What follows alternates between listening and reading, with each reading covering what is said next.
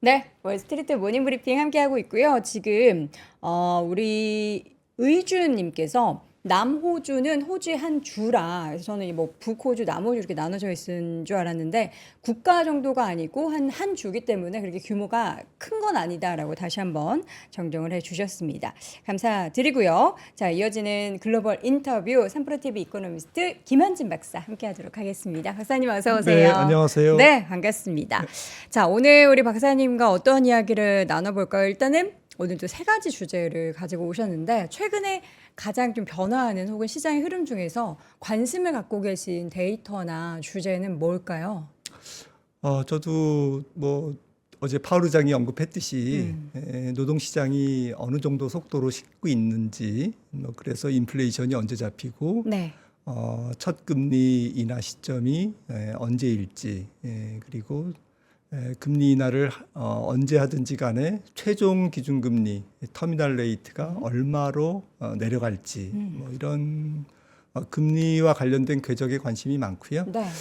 제일 그 중에서 관심이 많은 것은 결국엔 경기의 변곡점일 것 같습니다. 그러니까 가령 뭐 연말 정도에 미국 경기가 좀 의미 있게 경기 하강에 들어간다. 이러면 지금 주식을 적극적으로 하기 어렵잖아요. 그렇죠. 반면에 뭐 경기 침체는 뭐 내년 중반 이후야. 뭐 이러면 뭐 그렇게 겁낼 필요가 없지 않습니까? 이제 이런 측면에서 경기의 좀 하강 변곡점, 경기가 언제 의미 있게 식을지 이 부분이 조금 더 관심이 있는 것 같습니다. 다 네. 같은 얘기죠. 사실 뭐 금리랑 그쵸. 동전의 앞뒷면이니까요. 자, 지금 경기에 대한 불안감이 항상 한켠에 있어요. 데이터들 중에서 조금 뭔가가 꺾이는 게 보이면은 이거 곧 침체 오는 거 아니야? 라고 하는데 또 다른 데이터 보면은 요건 또 괜찮네 네, 하면서 뭔가 이제 맞습니다. 시소를 네. 계속 타고 있는 그런 기분인데 오늘 세계 경기는 어디에 놓여 있는지 그리고 지금 전 세계 증시를 봤을 때는 또 어떤 위치에 있는지 네. 우리가 지금 상황 속에 사실 금리에 대한 부담이 계속 있는 상황이잖아요. 네. 고금리에 대한 부담. 네. 그래서 과연 언제 떨쳐낼 수 있을지에 대한 이야기를 하나씩 좀 풀어보도록 하겠습니다. 네. 세계 경기. 그러니까 세계라고 하면은 사실 되게 안 좋잖아요. 평균적으로 보면은. 맞습니다. 지구가 이렇게 있으면 사실 예. 미국 빼놓고 다 좀 힘든 거 아닌가 네, 싶은데. 정확한 말씀입니다. 네. 어디쯤에 있다라고 우리가 생각을 하면 돼요? 그래서 뭐 말씀드리기 전에 이제 지난주 잠깐 뭐 지난 방송의 네. 내용을 좀 리뷰를 하면 네. 뭐 같은 얘기입니다. 연준이 금리를 9월에 인하할 가능성이 한 70% 정도는 충족됐다라고 지금 말씀드렸었고, 그 다음에 이제 금리 인하가 과연 증시의 호재일까라는 관점에서 지난 방송에서 한두 차례 인하할 때까지는 그 강세장이 조금 지속될 수 있다. 금리 인하를 한두 번 정도 할 때까지는 그게 시장에 큰 부담은 없다. 네. 왜냐하면 기다렸던 거니까요.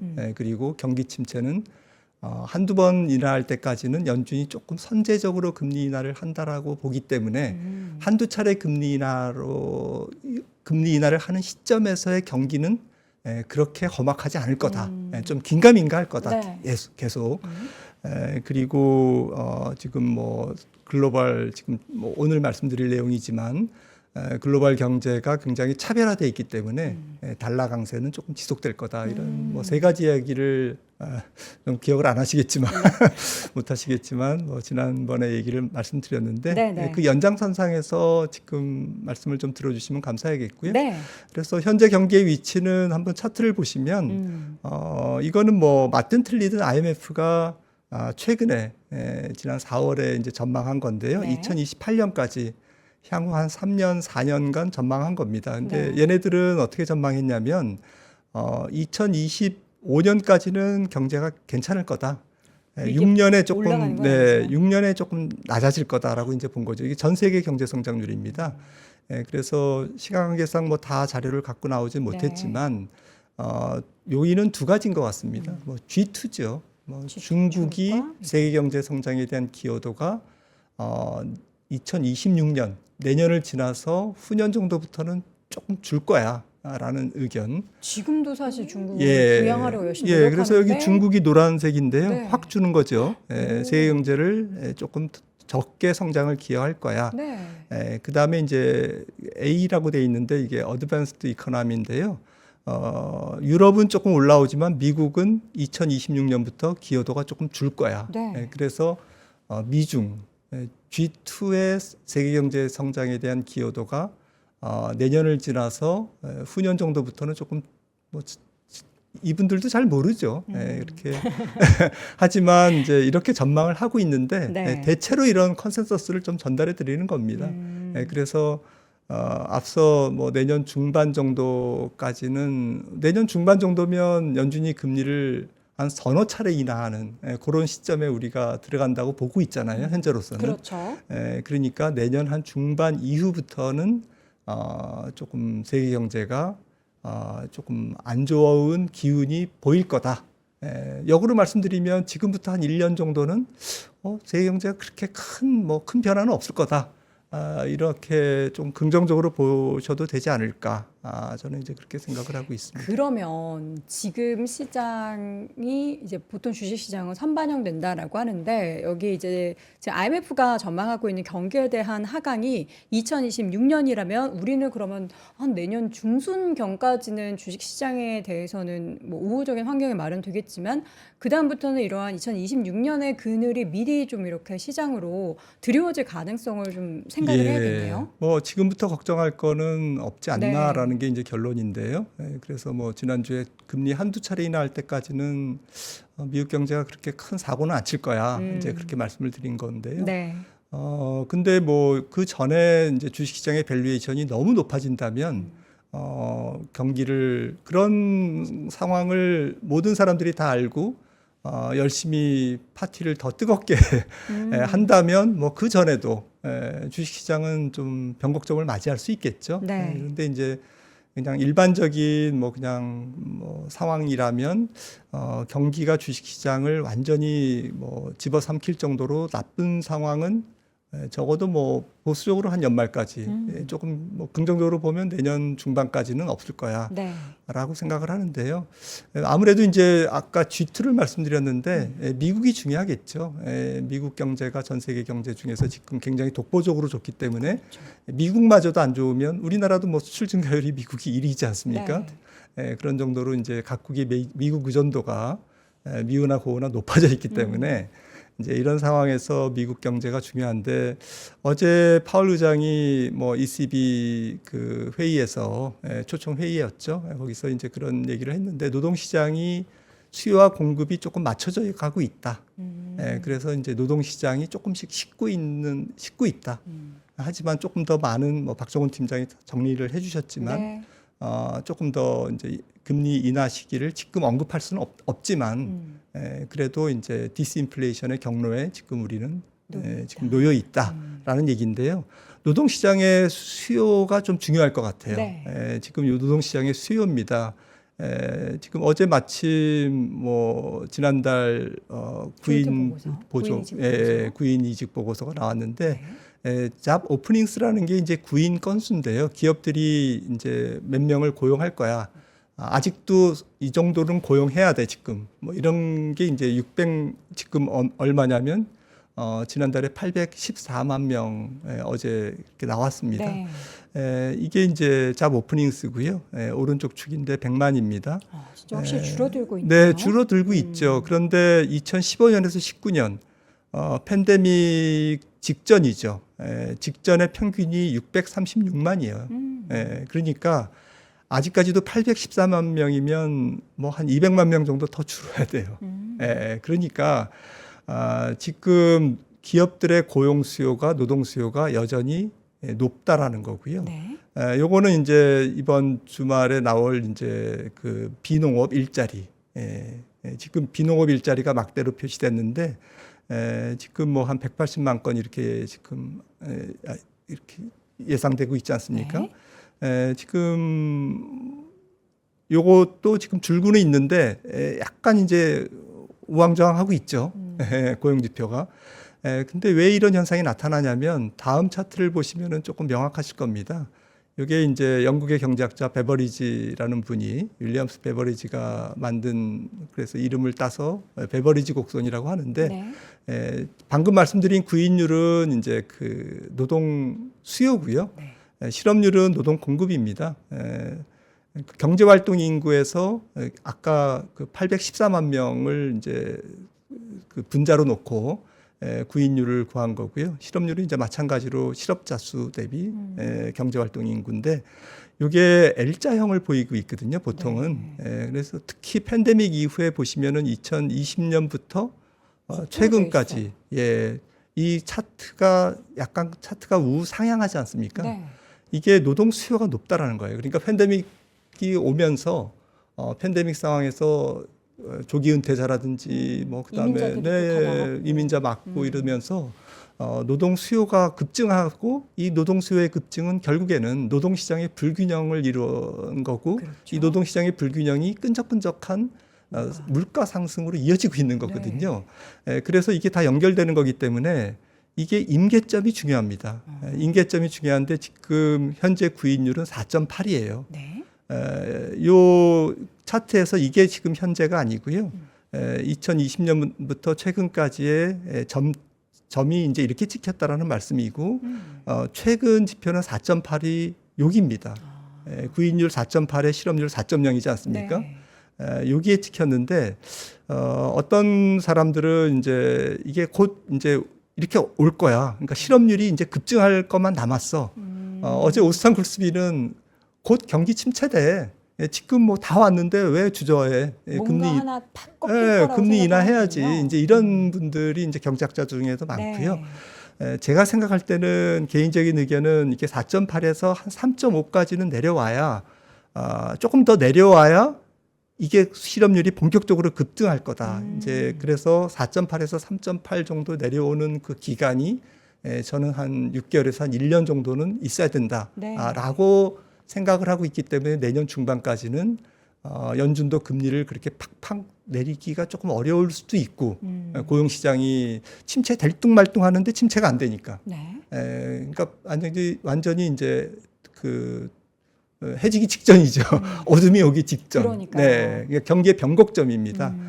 그래서 이 변곡점을 아무도 뭐 정확하게 알 수는 없겠지만 제 생각에는 미국의 현재 경제활동 인구와 구인 건수 이런 것들을 종합해서 봤을 때 조금은 앞서 차트에서 보시듯이 한 600만 명 정도에 좀 근접해야 이게 이제 3.5까지 내려오고 거기서 이제 뭐 확확 올라가는 거죠. 그때부터는. 실업률이 뭐 4.1, 4.15 이렇게 올라가는 게 아니라 4.2, 4.4 다음 달에 4.6 이렇게 굉장히 큰 걸음으로 움직이는 이제 경기의 변곡점, 고용 시장의 변곡점, 이 변곡점이 내년 중반 정도가 아닐까.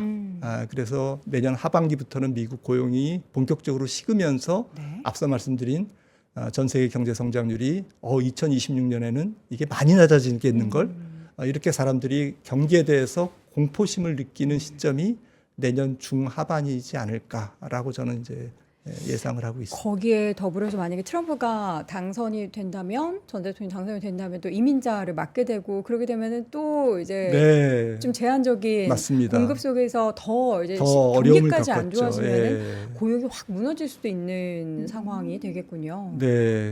트럼프가 좀 변수가 되겠죠. 자, 그렇다면 세계 증시의 현 위치를 보겠습니다. 항상 우리가 지금 뭐 세계 증시라고 하지만 또 결국에는 미국 시장을 바라보면 그렇게 올라갈 수밖에 없는 건 그 EPS에 대한 증가율이 대단하다라는 얘기를 하잖아요. 그러니까 전체적으로 평균으로 보면은 어떻습니까? 지금 뭐 차트를 그래서 가지고 나왔는데요. 이게 이 차트가 뭐냐면 퍼센타일입니다. 월드뱅크에서 내놓은 건데요. 그러니까 이게 쉽게 얘기해서 이제 이게 만약에 90%다 그러면 요 기간에 이게 98년부터 2024년 뭐 한 25년 되겠네요. 지난 25년 기간에 현재보다 비싼 기간은 10%밖에 없다 이런 얘기입니다. 이게 90%라면. 그런데 미국이 지금 83.3이고요. 유로존도 많이 올라서 74.7이에요. 그러니까 요 기간에 25년간 뭐 비쌌던 적은 지금보다 지금 17%밖에 없다. 가령 뭐 2007년 금융위기 직전보다 지금 직전 정도 와 있네요. 미국은. 그리고 그 어마무시한 2000년 닷컴 버블에 그러니까 닷컴 버블보다는 낮아요. 하지만 이것보다 비싼 적은 밸류에이션이 비싼 적은 지금 뭐 한 17%밖에 없다라는 거고요. 지금 미국의 기술주는 지금 보시면은 빨간색 선인데 빨간색 선이 다 세계의 기술주입니다. 네. 기술주가 일반 전체적인 증시보다 파란 녹색보다는 지금 높게 형성이 되어 있는데 특히 미국 기술주가 삐쭉 나와 있죠.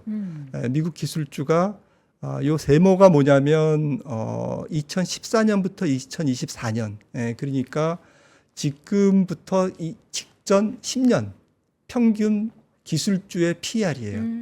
기술주의 PR보다 지금 PR이 44% 비싼 상태.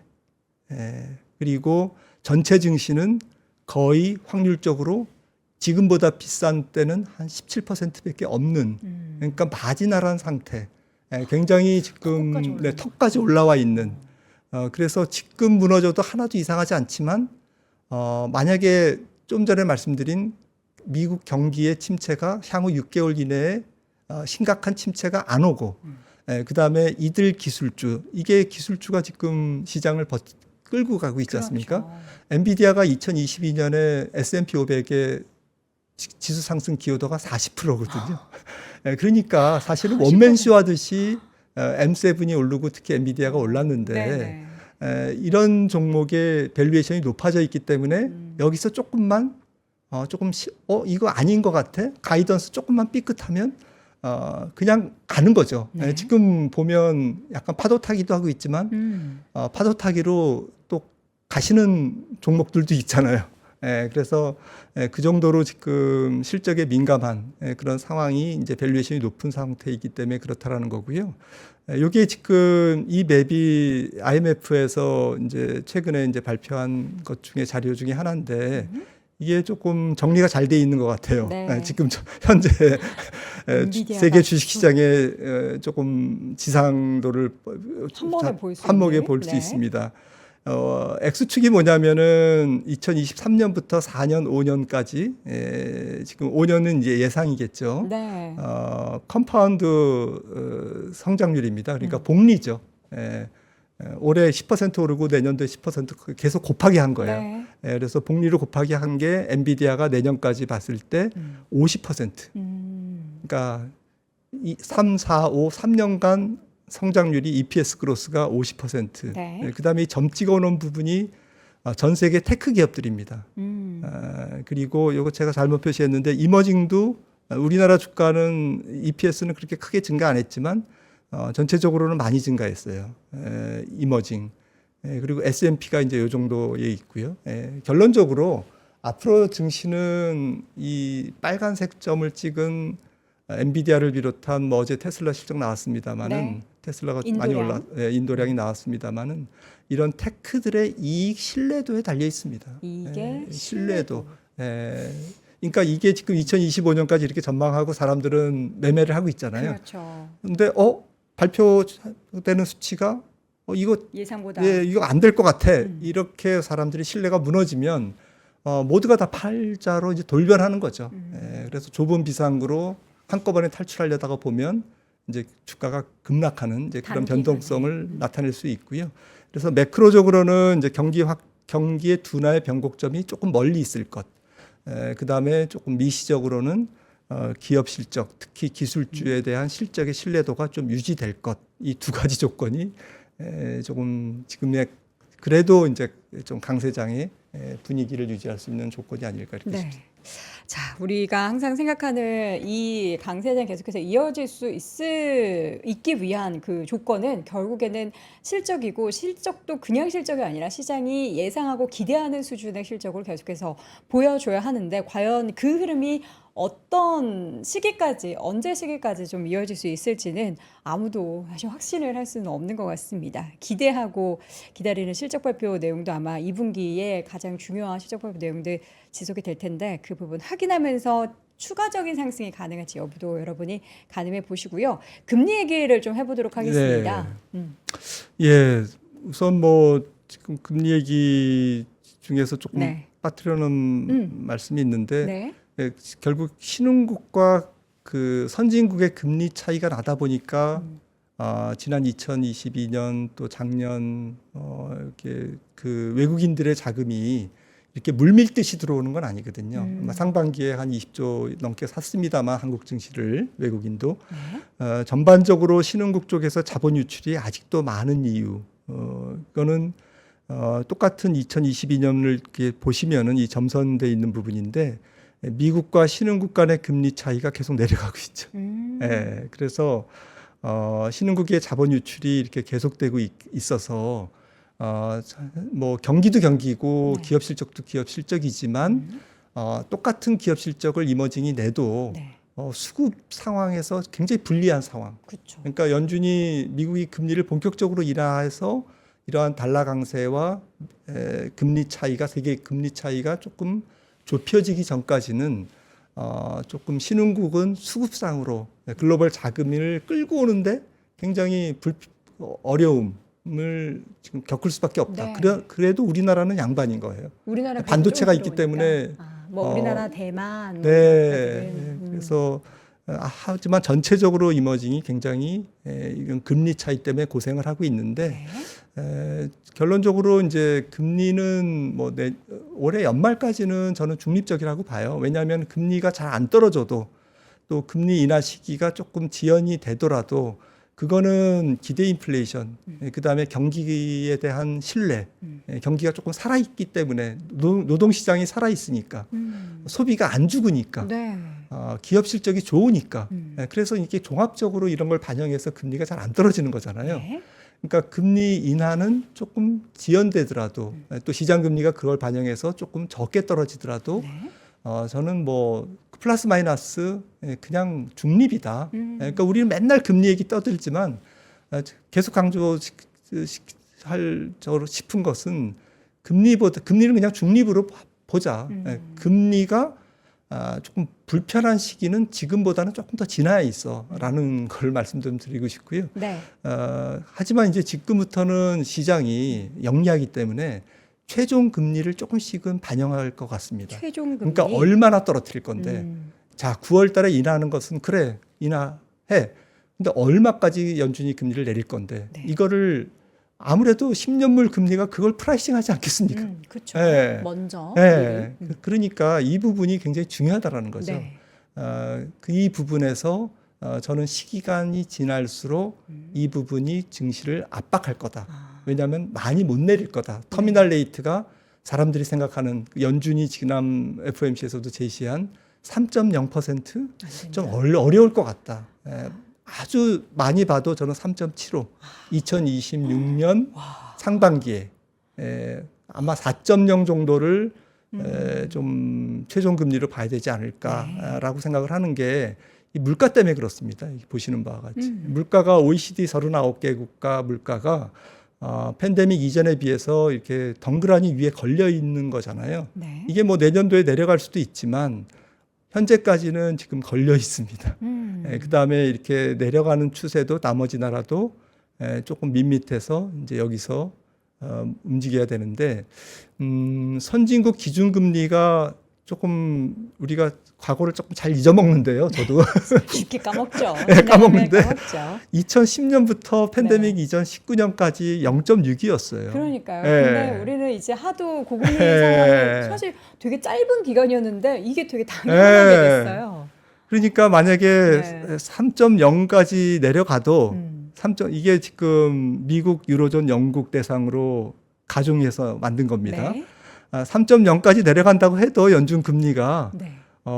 거의 300bp 가까이 높은 거예요. 네. 지난 10년보다. 팬데믹. 이전보다. 만약에 하이어 폴 롱고 금리 많이 못 내려. 4.0 정도까지밖에 못 내릴 거야. 네. 라고 연준 금리가 4.0이라고 생각한다면 거의 300bp 이상 이때보다. 예. 그리고 2010 장기 평균이거든요. 네. 90년부터 그러니까 30년 평균 3.3보다도 3.3%보다 높은 네. 그러한 금리 시대를 우리가 살아갈 가능성을 배제할 수 없다라는 거죠. 네. 주식시장은 영리하기 때문에 이제 연준이 금리를 얼마까지 내릴까? 경기의 변곡점은 이제 주식시장에 내년 중반 이후부터는 불리하게 작용한다. 이러면 어느 시점부터는 주식시장은 금리는 불리하고 경기도 불리하고 경기에 비해서 금리는 높고 네. 금리와 물가는 높고 이런 시대 좀 경기에 비해서 중금리 중물가 시대를 우리가 맞이한다면 그때는 주식시장이 굉장히 불편한 시기가 될 것 같습니다. 근데 지금부터 고민할 필요는 없고요. 네. 지금 시장금리나 주식시장이 이런 것들도 아마도 반영하면서 전개될 거기 때문에 참고적으로 그냥 생각해 두는 정도. 네. 자, 그럼 앞으로의 기준금리의 흐름에 대한 전망 일단 꺾이긴 할 텐데 우리가 생각하는 것처럼 정말 과거에 2019년 이전처럼 그렇게 낮은 수준까지는 기대할 수가 없다라는 거잖아요. 또 다른 포인트 중에 앞서서 환율 잠깐 언급해 주셨고 강달러 기조가 계속 더 이어질 것이다. 근데 저는 이제 그 기조가 이어진다라는 게 이렇게 여쭤봐도 되겠지만 기간 같은 경우에는 사실 트럼프 당선 그 변수를 생각하면 트럼프는 또 약달러를 좋아하기 때문에 그렇게 이제 뭐 이번 연도까지는 강달러, 내년에는 조금 꺾이나 뭐 이렇게 그냥 단순하게 생각하는데 어떻게 우리 박사님은 좀 생각을 하실까요? 환율의 도도한 추세를 뭐 미국 대통령도 저는 뭐 꺾을 수 없다. 꺾을 수 없다라고 네. 생각을 하고 있고요. 환율의 도도한 추세. 미국의 지금 정책, 미국을 위한 미국이 주도하는 미국 중심의 경제가 또 지금 마침 4차 산업혁명의 혁신 기술이 주도하는 경제가 지금 강달러를 만든 거고요. 네. 그러니까 세계 경제가 점점 기울어진 운동장이 되고 있고 미국의 힘이 쏠리면서 지금 강달러가 유지되고 있기 때문에 이거는 막을 수가 없는 거고요. 다만 연준이 금리를 이제 본격적으로 내리는 시점부터는 달러 약세가 전개될 겁니다. 그러니까 9월에 만약에 금리를 인하하면 네. 9월부터는 달러 약세가 나타날 거예요. DXY 달러 인덱스가 105에서 아마 102, 100 뭐 이렇게 내려갈 것 같습니다. 그래서 원 달러도 이제 조금 안정을 찾을 것 같고요. 네. 그래서 그 부분은 오케이. 하지만 제가 드리는 말씀은 과거처럼 엔화가 130엔을 가고 원화가 1,200원, 1,250원 밑으로 가고 이런 시대는 안 올 거다라는 거죠. 금리도 환율도 과거처럼 돌아가진 않고 네. 그 우리가 생각했던 평균값보다는 훨씬 더 높은 네. 수준을 우리는 감내를 해야 되는 거고요. 2015년부터 사실은 달러 약세, 강달러가 시작됐거든요. 네. 달러 달러 강세가 시작됐거든요. 이 달러 강세가 이번 9월이나 뭐 연말 혹은 2025년 내년 정도까지 짧은 한 6개월에서 한 1년 정도의 달러 조금 약세 국면을 짧게 마치고 나면 그 다음엔 경기 또 침체잖아요. 네. 경기 침체 때는 또 달러가 강세로 가거든요. 안전통화 선호이기 때문에. 그래서 다시 또 달러 강세, 지금이 전 세계적으로 1970년 이후에 지금 4차 달러 강세라고 저는 보는데 네. 잠깐의 휴식기가 올 하반기부터 시작되고 잘하면 내년 중반까지 달러 약세기는 가능성이 높다. 하지만 그 이후에 다시 5차 달러 강세가 또 시작될 거다라고 저는 생각을 합니다. 그러면은 우리 원화나 엔화는 어떻게 또 생각해야 되는지 사실 최근에 엔화가 더 약세를 보이면서 근데 또 그 사이에 엔화 관련한 예금은 엄청나게 잔고가 늘어나고 있어요. 그럼 말씀해 주신 바로는 뭐 달러 약세가 조금 진행되고 금리 차이도 조금은 그래도 좁혀지니까 그렇게 되면은 살짝 엔화가 다시 고개를 들 수도 있겠지만 다시 5차 달러 강세가 벌어지는 때는 생각해 봐야 될 포인트들이 많은데요. 금리 차는 조금씩 더 줄어드는데 맞습니다. 달러가 올라간다. 가늠하기 너무 어려울 것 같아요. 일본 통화가 뭐 지금 신흥국 환율보다 더 떨어졌지 않습니까? 저는 자업자득이라고 봅니다. 일본 경제가 굉장히 좋잖아요. 그 좋은 것에 대한 비용을 일본이 많이 지불했어요. 그게 BOJ가 2013년부터 아베노믹스가 시작됐지 않습니까? 지난 10년간 M2를 5배 증가시켰어요. 그 다음에 BOJ의 국채 보유량이 5배 증가했어요. 이게 지금 엔화 약세로 오고 있는 거죠. 그러니까 또 엔화 약세 때문에 일본 수출 기업들이 지금 실적이 좋은 거고요. 그래서 저는 경제에 모든 비용이 있는데 일본은 장기적인 비용을 사회적 경제적 비용을 써서 지금 현재 경기 호황의 베니핏을 누리고 있다라고 좀 생각을 하고 있기 때문에 네. 엔화가 다시 또 옛날 시대로 돌아간다? 저는 동의하기 어렵습니다. 네. 일본은 환율 측면에서는 이제 굉장히 새로운 길을 걸을 수밖에 없다라고 생각을 합니다. 작년 말쯤에도 그렇고 올 초에 이제 금리 인상 일본에서 할 때 다들 엔화 투자를 더 적극적으로 네. 했었거든요. 이제 그런 분들은 지금 굉장히 후회하고 계신단 말이죠. 근데 앞으로도 사실 이런 상황은 쉽게 풀리지는 않을 거라는 생각을 좀 해야겠네요. 네, 뭐 잘하면 140엔대 중반까지는 떨어질 수 있겠죠. 제한적인 예, 하락. 그러면 이제 사람들은 이제 다시 이제 130엔대 온다 이제 그렇게 그때 얘기할 텐데, 네. 그때 좀 신중한 판단을 그 일시적이고 지금 미국의 금리 인하 때문에 생기는 일시적 달러 약세를 너무 크게 그때 가서 뭐 그때 가서 또 판단하죠. 알겠습니다. 그때 얘기는 또 그때 가서 네, 예, 또 상황의 변수를 여러 가지 짚어보면서 판단해 보도록 하겠습니다. 자, 오늘 이렇게 해서 다양한 주식 시장에 영향을 미치는 매크로 변수들은 어떤 상황으로 진행이 되고 있는지 상세하게 들어봤고요. 글로벌 인터뷰 시간 3프로TV 이코노미스트 김한진 박사 함께했습니다. 박사님 고맙습니다. 네, 감사합니다. 자, 월스트리트 모닝 브리핑 함께 하셨습니다. 자, 오늘 오프닝부터 그리고 우리 박종훈 팀장의 뭐 여러 가지 단어 사용, 여러 가지 오늘 평범하지 않은 그런 방송을 진행한 것 같고요. 저는 좀 약간 입술이 보라색으로 됐지만 아프지 않고요. 건강합니다. 여러분들도 오늘 비가 또 중간중간에 내릴 텐데 감기에 안 걸리시도록 건강에 유의하시기 바라겠고요. 내일은 생기 넘치게 다시 6시에 들어오도록 하겠습니다. 여러분 오늘도 고맙습니다. 박근영, 이선영, 사경인, 염승환 투자 마스터들의 세심한 케어로 건강한 투자 습관을 만드세요. 3프로 멤버십 3프로 앱에서 확인하세요.